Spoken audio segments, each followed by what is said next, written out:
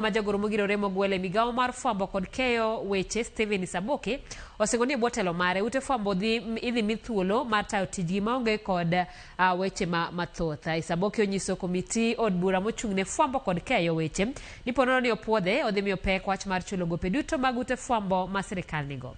Kaka jafwambo marwa Chris Owino leronwa, od bura bende ogoyo kogno jagoro mogiro remo gwel e migao mar weche thieth Laktar Ouma Oluga ma oketo achudhe migao mar thieth siem ni obiro makogi. Adhi miyo luor ratiro mag ute fwambo e bwo telo mara. Mano e singo mar jagoro mongirore mogwel e migao mar fwambo kod keyo weche Stephen Isaboke. Media freedom is actually enshrined in our constitution. If you look at chapter 1 under the rights, basic rights, so access to information, media freedom, and also free expression are actually guaranteed in the constitution. Those are among the protected clauses in the constitution. No one can touch them. Enyim komiti mar od bura mochung'ne fwambo kod keyo weche mane goye kogno motelo ne chwalo report margi ne od bura, Isaboke omiyo ute fwambo geno ni onge ng'ato madhi deyo duondgi e miyo jopiny weche manyien ka gin poni od bura opuodhe. Where there could be issues operational, my approach will actually be engagement. So that if they are free, they should say what they want. But there is also freedom with accountability, especially on matters that you should safeguard around our nationhood, national sort of security, peace.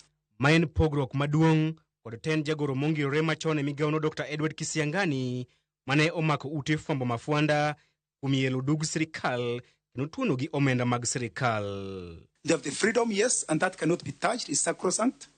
But as they exercise the freedom, we call them out and say, hey, please do not infringe, just like a referee calling you out, sometimes just a verbal or sometimes a yellow card, not in an offensive way, just to call you out and say this might infringe on the existence of the nation or in fact national good. Iro marachar machielo bende omienjo ne ute fwambo e kinde ma Isaboke onyiso komitino ma otelne kod jod bura ma Dagoretti South John Kiarie ni odhi miyo pek chenro mar chulo ute fwambo gope duto ma sirkal ni godo bang' mako wirwath. The issues of to do with, for example, advertisement.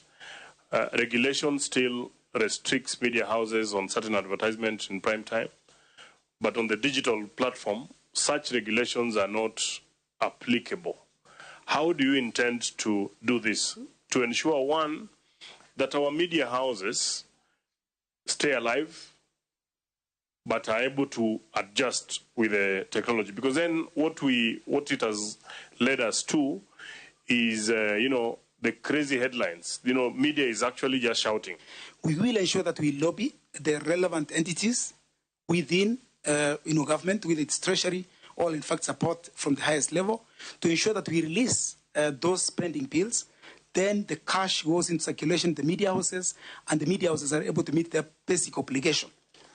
So, Isaboke bende onyiso od bura ni odhi kelo lokrok e bad migao mar fwambo kod keyo weche e pacho kae. Kata odoko ni jo od bura otemo diye piny e wi tudruok mare kod od keyo weche mar Go TV Kenya, Isaboke olero ni odhi gwe tao bang' kao lemo makamano kendo tiyo ne jo Kenya kod chuny achiel. E komachielo, jagoro mongirore mogwel e migao mar weche mag thieth Dr. Ouma Oluga bende odadhoge kendo singo mar gwere kod achudhe migao mar thieth kayo mar bero weche mag thieth ne jopiny. We have to get a new framework of engaging with the health workforce. I believe that one of the challenges has been the dialogue mechanism. And in the dialogue mechanism, again, my experience is that we established the committees, or basically the committees at both the hospital and at the county level and also at the national levels. Bang' dayo dhogi, komitis mag od bura dindiko report e wigi kendo chwalo ne od bura. Chris Owino, Ramogi TV, Nairobi.